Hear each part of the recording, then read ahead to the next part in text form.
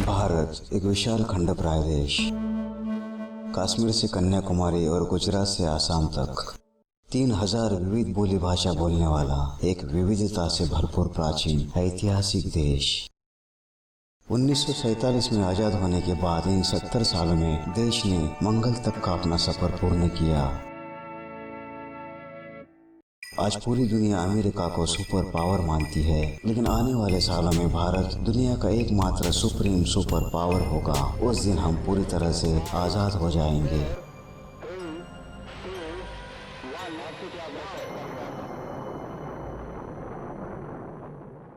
इन आज़ादी के 70 सालों में हमने बहुत कुछ खोया और पाया। इनमें से सबसे बड़ी समस्या ये हमारे सामने थी घनी आबादी की, और यह आज भी है। आज हमने चाइना को पीछे छोड़ दिया है और विश्व का घनी आबादी वाला सबसे प्रथम देश बन चुके हैं। बढ़ती आबादी यानी बेरोजगारी, और बेरोजगारी का मतलब है गरीबी। भारत के 4 महानगरों में से एक है मुंबई। मुंबई को भारत की आर्थिक राजधानी भी कहते हैं। इस शहर की कुल आबादी अब 2.5 करोड़ तक पहुंच चुकी है। बाहर से मुंबई में आने वाले की तादाद बढ़ती जा रही है और मुंबई की समस्याएं भी। इन बड़ी समस्याओं में से सबसे बड़ी समस्या है रहने वाले घरों की। गरीबी के कारण यह लोग अपने खुद के घर खरीद नहीं पाते और सरकारी जमीनों पर झोपड़े बनवाने लगते हैं। एशिया की सबसे बड़ी झोपड़पट्टी धारावी, अब इसका पुनर्वसन किया जा रहा है। लेकिन एशिया की दूसरी सबसे बड़ी झोपड़पट्टी बन रही है कलवा में। मुंबई लोकल मार्ग पर ठाणे से अगला स्टेशन है कलवा। पिछले कई सालों में यहाँ लाखों झोपड़ियाँ बनाई गई। जितनी अधिक झोपड़ियाँ बन गई उतनी समस्याएं भी अधिक बढ़ रही। पानी की समस्या, बिजली की समस्या, रास्ते की समस्या। वोट बैंक के कारण यहाँ के राजनेता इस झोपड़पट्टी पर एक्शन लेने के लिए मनाही कर रहे हैं और यह मांग की जा रही है कि इस झोपड़पट्टी का भी पुनर्वसन किया जाए। बढ़ती आबादी के कारण इसका प्रेशर ठाणे महानगर पालिका, विद्युत महामंडल और फॉरेस्ट विभाग पर भी पड़ रहा है। फॉरेस्ट विभाग के अफसर नई झोपड़पट्टियों पर कोई कार्रवाई नहीं करते और इन्हें अनदेखा करते हैं। बढ़ती झोपड़ियों के कारण यहाँ बिजली की मांग भी काफी बढ़ रही है। पुराने हो चुके झोपड़ों को मीटर लगाकर बिजली की आपूर्ति की गई है, लेकिन सबसे बड़ी समस्या है चोरी की। यहाँ 7 से 70% बिजली की चोरी होती है और इसका भुगतान करते हैं वे लोग जिनके पास अधिकृत मीटर है। इन ग्राहकों को 20 या 25 यूनिट के लिए 1000 से 10,000 तक का बिल भेजा जाता है। विद्युत महामंडल अपनी चोरी हुई बिजली का बिल इन ग्राहकों से वसूलते हैं। इस झोपड़पट्टी में होने वाले सार्वजनिक उत्सव भी बिजली चोरी का एक बहुत बड़ा कारण माना जाता है।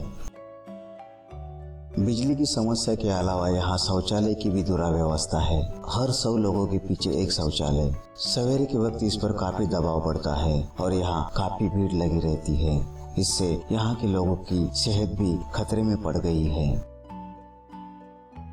इस पूरे झोपड़पट्टी में करीब 4 लाख लोग रहते हैं और नई झोपड़पट्टियां भी बनाई जा रही है।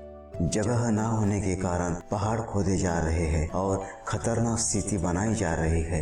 यह पहाड़ कभी भी ढल सकता है और जीवित हानि हो सकती है, लेकिन वन विभाग के द्वारा सिर्फ एक बोर्ड लगाने के अलावा और यहाँ कोई कार्रवाई नहीं की जा रही।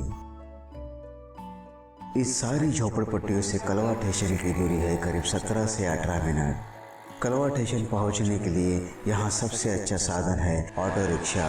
मुंबई से एक्सपायर की गई सारी ऑटो रिक्शा यहाँ पर दौड़ती है। इन रिक्शाओं के ना पेपर है और ना ही ड्राइवर के पास लाइसेंस। यह शेयर पर चलती है। एक आदमी का किराया 10 रुपए। एक फेरी के 50 रुपए कमाने के लिए यह 5 लोगों को बिठाते हैं और जानलेवा स्थिति बनाते हैं। यहाँ पर कई एक्सीडेंट हुए और कई लोग अपाहिज, लेकिन आरटीओ इसे अनदेखा करती है। इन पर कोई अनुशासन नहीं। इन बेकानून झोपड़पट्टी के अलावा यहाँ पर कई नए प्रोजेक्ट भी बन रहे हैं। बड़ी बड़ी इमारतें बन रही है, मॉल बनाए जा रहे हैं। यह जगह मुंबई से नजदीक होने के कारण तेजी से डेवलप हो रही है। लोग बढ़ रहे हैं, ट्रैफिक बढ़ रही है, समस्याएं बढ़ रही है और राजनेताओं के लिए वोट बैंक भी बढ़ रही है। इस सारी भीड़ का प्रभाव पड़ रहा है कलवा स्टेशन पर। सवेरे कई हजार लोग यहाँ पर इकट्ठे होते हैं ड्यूटी पर जाने के लिए, लेकिन भरी हुई ट्रेन की वजह से यह लोग ट्रेन में चढ़ नहीं पाते और दबाव बढ़ता जाता है। मुब्रा से आए हुए यात्री दरवाजे पर खड़े हो जाते हैं और इन्हें अंदर चढ़ने नहीं देते। इससे कलवा और मुब्रा के यात्रियों में टकराव भी होने लगे हैं। कई लोग घायल भी हुए हैं,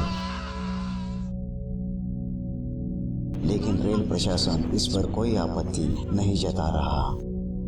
पिछले 25 सालों में शिवसेना ने यहाँ पर कई विकास काम किए, यह जगह रहने लायक बना दी।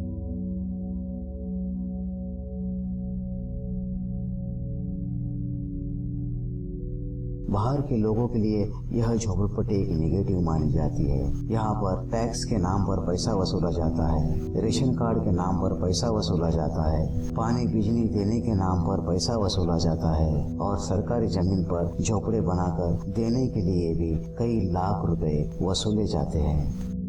नए झोपड़े बनाने के लिए यहाँ पर झाड़ तोड़े जाते हैं और इस पर कोई आपत्ति नहीं है। आज भारत 21वीं सदी में दुनिया का सुप्रीम सुपर पावर बनेगा। दुनिया के सारे देश भारत के सामने हाथ छोड़कर खड़े रहेंगे, लेकिन भारत फिर भी गुलाम रहेगा गरीबी का, घनी आबादी का और भ्रष्ट राजनेताओं का।